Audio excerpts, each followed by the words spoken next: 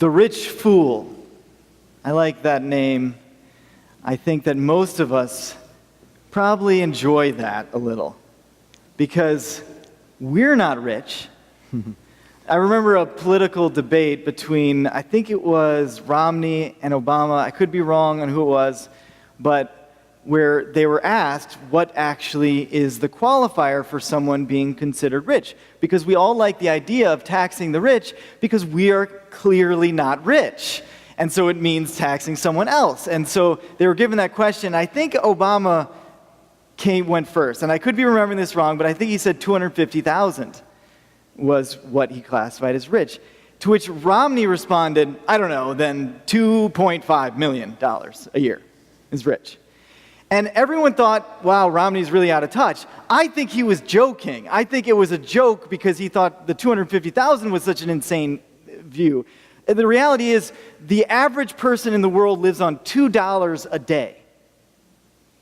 So if you earn more than that, you may be rich. Now, the average person in the world who is considered poor, now that was the average employee. The average person that's considered poor opens up a non-existing refrigerator to see no food in it. And if that's not you, because you have a refrigerator and you open it up and there is food inside of it, you too may also be rich. This is not as popular as the Jeff Foxworthy, I know, you might be a redneck when, but it's a similar thing that you might be wealthy if. And we feel a little differently about the rich fool when we think of it in that terms. I just got back from being on vacation, and I got to spend some time with my parents relaxing and watching movies. And if you know me, that's pretty much what I do, is I watch movies. So be prepared. There are probably going to be some movies mentioned in this sermon, because that's what I've been doing for 2 weeks, watching movies. But we watched the movie Regarding Henry. Now, I was talking about this to another group, and the group was pretty old, and I was surprised that very few of them have watched Regarding Henry. So I am curious, how many people have seen Regarding Henry? All right, I knew I liked this group better. Don't tell them I said that. But that's great. Okay, I'm glad that a fair amount of you have seen Regarding Henry. It's a fabulous film, and if you haven't watched it, I recommend you going out and seeing it. That's your sermon assignment for the week. Harrison Ford plays a very successful lawyer in the film, and it opens actually to him winning the case. Now, already you might be a little suspicious because it seems like he might be twisting things a little bit to win the case, and maybe he's not such a good guy, but we'll see. Let's see how the movie unfolds. Then you see him with his daughter. Now, he was upset at his daughter because she spilled something on something that he owned. And he was a little harsh with her, not too bad, but after a little while, his wife came to him and said that he probably should apologize to the daughter. And I don't know if that's the way it worked in your houses, but that's exactly the way it worked in my house. My dad would say something extreme. My mom would go and talk to him in private. He would come and apologize to me. This is how it works. That's how men apologize. Their wife told them to do it. So he comes in the room, and this is the best part because his apology is classic. Now, this is where I will say that my dad aces this category because he really knows how to apologize. He accepts responsibility for what he does wrong. He mentions maybe at the end of it, after the apology is over, how he felt and why he did those things, but only after the apology. And then it will always be, now you hurt me when you did this, and that's why I got angry. And it does a really good job of accepting responsibility, I totally shouldn't have done that. It was inappropriate of me. Harrison Ford, on the other hand, not as good. He walks in there and says, okay, I was upset. Granted, but I had reason to be upset. How would you feel with your stuffed animal there if I spilled grape juice on little Frank? To which the girl, Rachel, responded something like, his name is Sam. Whatever. The point is, if you can't be responsible, don't take it out of the kitchen.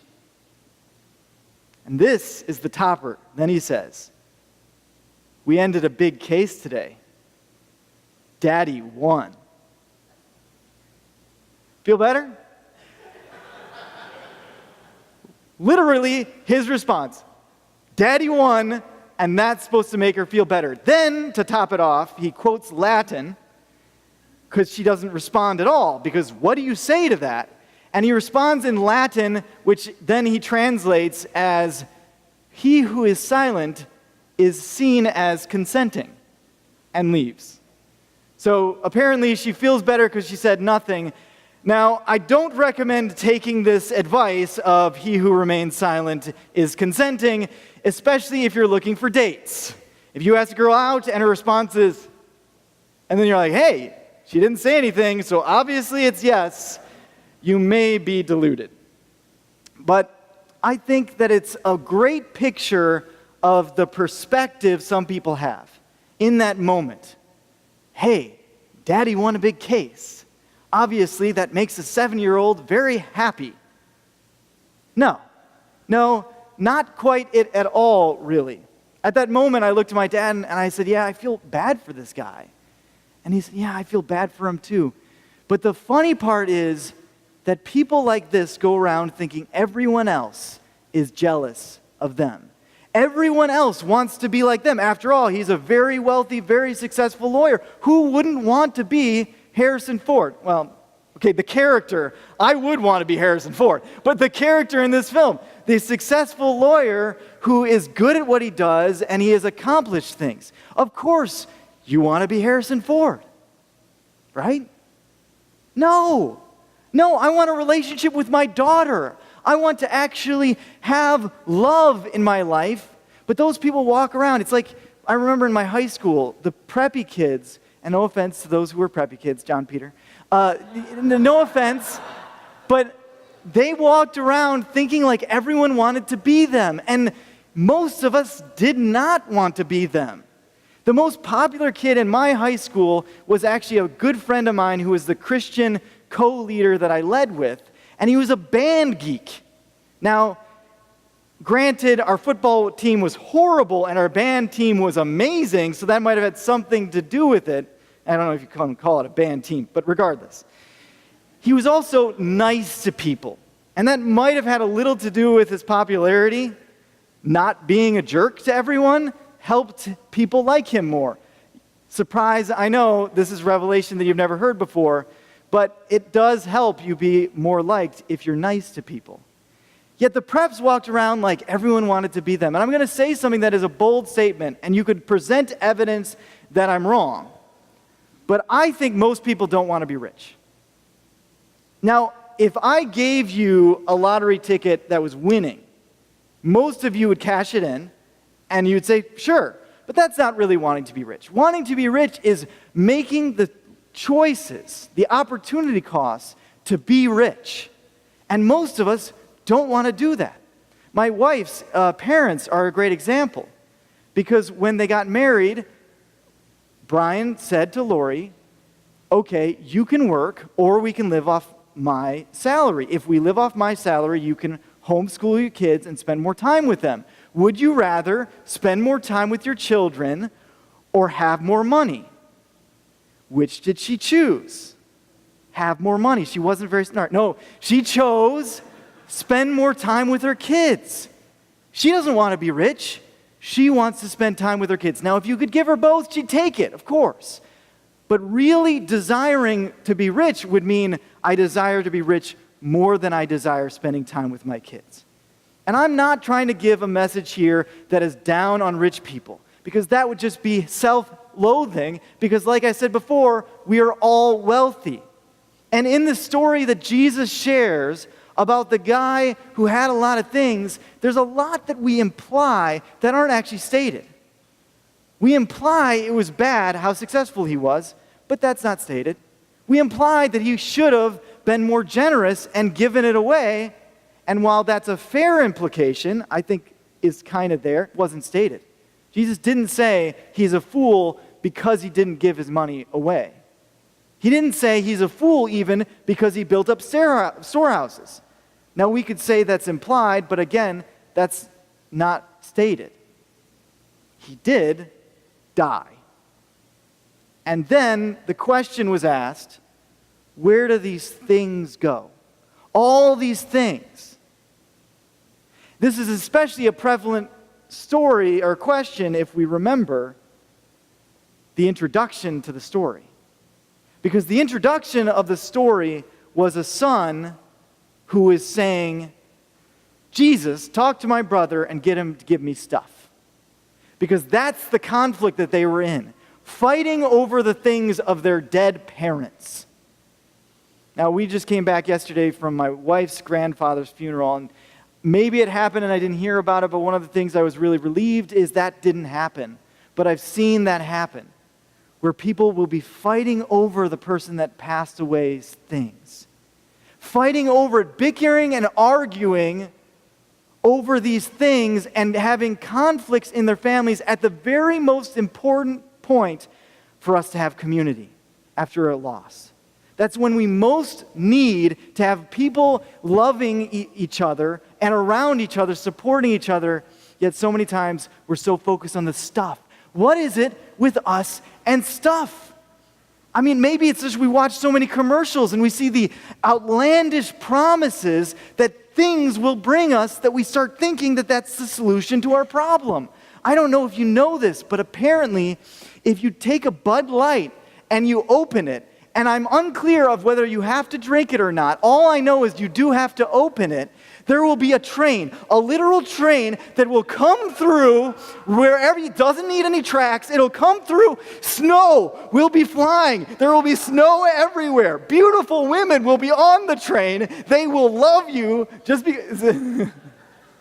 That's Coors? Okay, Coors, not Bud Light. Bud Light stinks. Coors is the thing, open Coors. And then the train will come. The train will come. Beautiful women are there. And in Florida, I don't care about the beautiful women, but the snow. I would love the snow. So let's open some Coors, man. I mean, this sounds wonderful. And I don't even know if we think about, as we're watching this stupid commercial, how ridiculous this idea is. I'm still waiting for the guy to jump off the roof after drinking a Red Bull and then suing the company because it didn't literally give him wings. But that's what Red Bull, it gives you wings, right? Isn't there a kind of a huge drain after taking one of those? No, I don't think so. No, it's all good. It's all good. No. Right? Because it doesn't give you wings. And nothing you take, no product, no snake oil, nothing that you take, your objects, will solve your problems, unless your problem is, I don't have toilet paper, and then the object is a toilet paper roll. Then it does solve at least a problem, but it's not a permanent solution to all of your problems. You're still going to have stuff to deal with, if you get my drift. My point is, objects never are the solution. So my wife and I, we decided to read, or actually we were listening on audio tape as we were driving, a book called Tidying Up. Have you heard of this book, Tidying Up? No, nobody, huh? Well, you now have. I don't necessarily recommend it, but it's a book on tidying up because my wife and I don't know if you know this, we are experts at being tidy. Okay, you do know us. Not really the case, okay? We're minor hoarders, but with closets, okay? So I'm thinking this is going to be a great book for us because we're going to listen to this book and we're all going to learn on the unimportance. I actually, partly because of this verse, was like, we're going to listen to this book. This is going to be great because it's going to teach us the unimportance of objects. And while the book does give some really helpful stuff about how to declutter and how to get rid of some objects that you might have some emotional attachment to. Because that's really the hard thing for me, is I look at these things and I'm super nostalgic and I look at them and I think of all the things that they've meant to me and it's so hard for me to get rid of them. And that's something in me, in here, that I personally think it needs healing. Because I have these emotional attachment to these things that are just objects. This guy used to say, never be angry about anything money can replace. And he always said that, and I never really thought much of it. It's like one of those sayings that we say but nobody follows. Don't worry, be happy, right? Another day will come, like it's all good, right? Stuff happens, but then we get upset. The only time that I started to actually pay attention to this guy is when he lost his entire business because he gave it to someone he thought he could trust who ran it into the ground.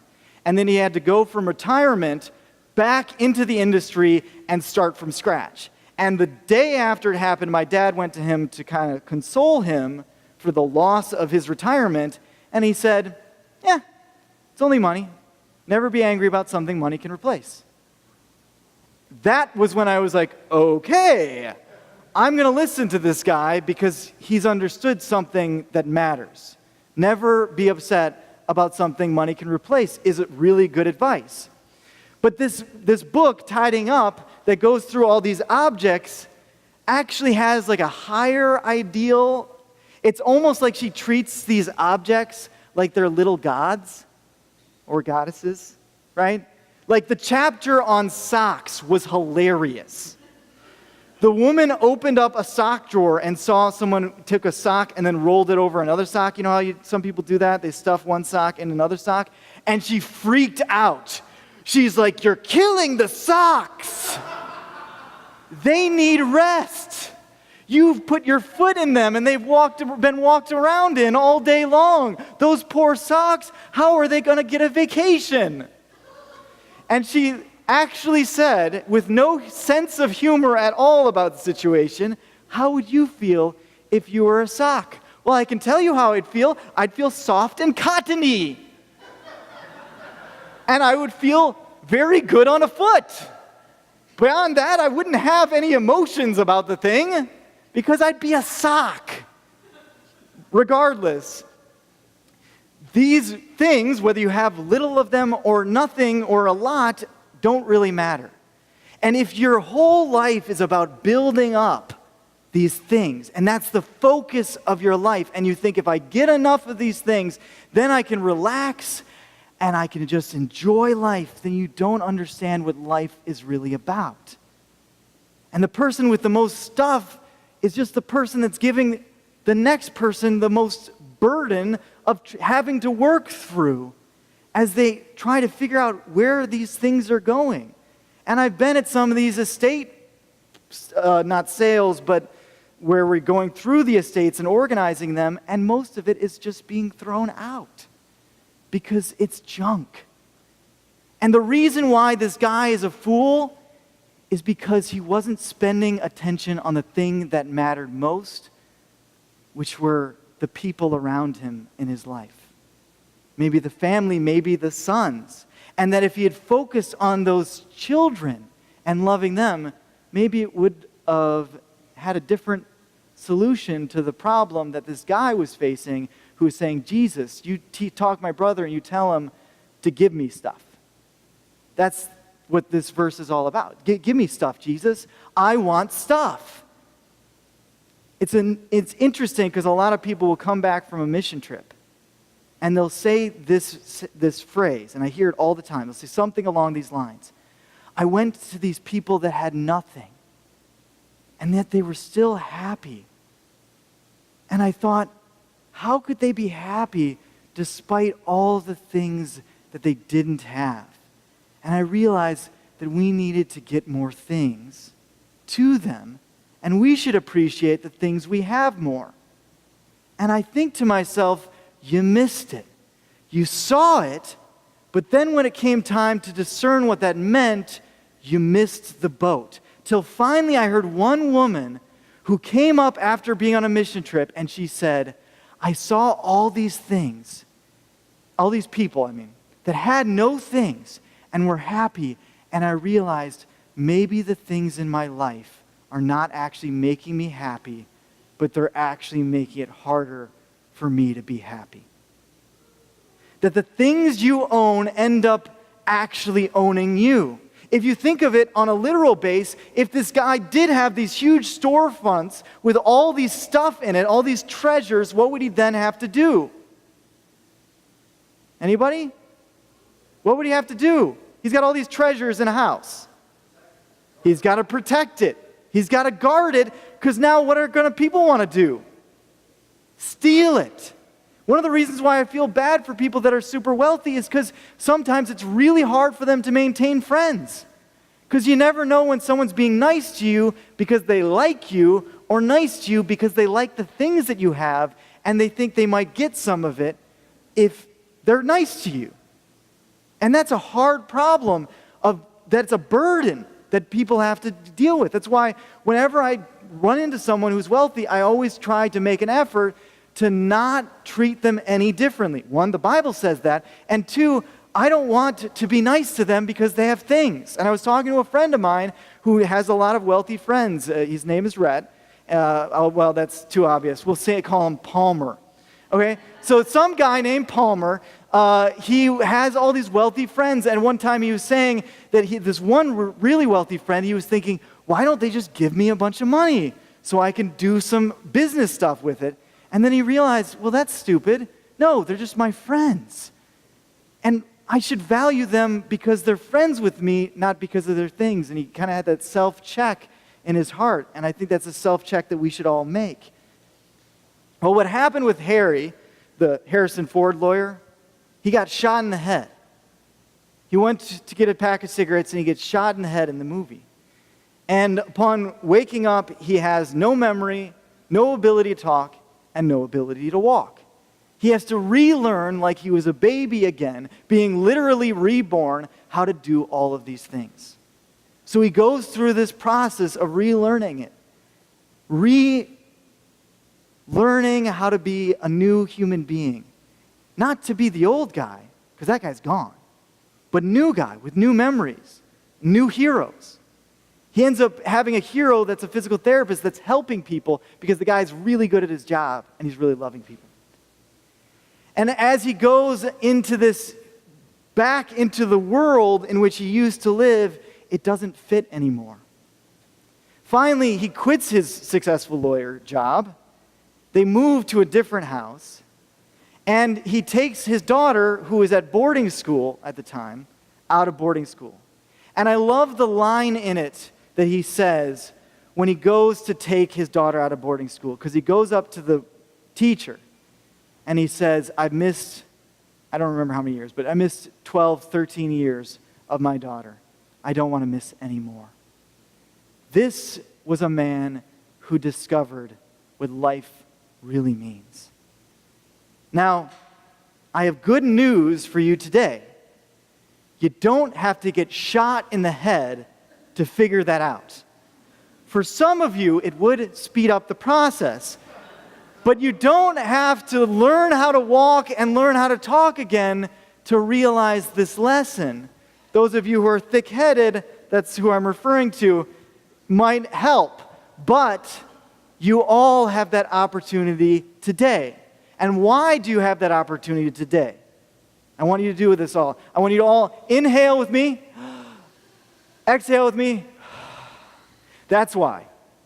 You still have breath in your lungs. You still have life left to live. God has not taken you yet, so you still have an opportunity, a chance, to reform what's most valuable in your life. To build your life not on the things that you own or the things or money or success in life, but on the individuals around you. I don't know if any of you are going to watch the Olympics, but I love watching the Olympics. And I was an athlete, not anymore, but I was an athlete, and I had the best coach. It was my father, because he always told me that it wasn't about winning. It was about the journey of discovering the best athlete that you could be. It was about continuing to improve as an athlete, and that was always my attitude, my mentality. There was times where I won a match and he wasn't very happy with me because he knew I should have won it better. That might sound harsh, but that's reality. There was also times where I lost a match where he was very proud of me. One time I was injured and I decided to wrestle anyways because the team really needed me. I shot in and my knee gave out and the guy jumped on top of me and put me on my back. I fought that whole period off of my back, but I didn't let him pin me. The next period happened and he chose standing. Same thing happened again. I fell back on my back. I fought off my back over and over, but I couldn't get off. but I didn't get pinned. Finally, last period, I picked down, which was a mistake, and he put me on my back, and I fought the rest of the period off my back. When I went to the assistant coach, he looked at me with disgust. You lost. You're a loser. He didn't say that, but his eyes did, and I could see it. But when I looked at my dad's eyes, he said, I'm so proud of you, son, because you never gave up. Now, I beat college champions, and that was the proudest moment of my wrestling career. Mostly because of my dad, but also because I didn't give up. I kept on fighting. There's a movie, Cool Runnings. I've quoted it before. I'll quote it again. I love the movie. Whatever. Deal with it. Okay? But in the movie Cool Runnings, there's an Olympic gold medalist that 4 years later, in an effort to repeat, cheats. He didn't cheat the first time, but he cheats the second time. He's caught cheating, so they strip the gold medal from him. And one of the athletes is later, he's coaching, says, why would you do that? You are already a gold medalist. Why would you risk it all for cheating? And he said this line that's really important to remember. If you're not enough without it, you'll never be enough with it. Olympic champion told me that the saddest day for an Olympic athlete's life is not the day in which they got second, the first loser, right?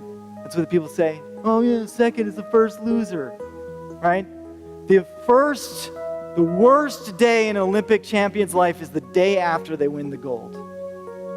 And a gold medalist, Olympic gold medalist is the one who told me this. Because on that day, they realized all their effort was for this little hunk of metal, and it's gone. There's nothing else.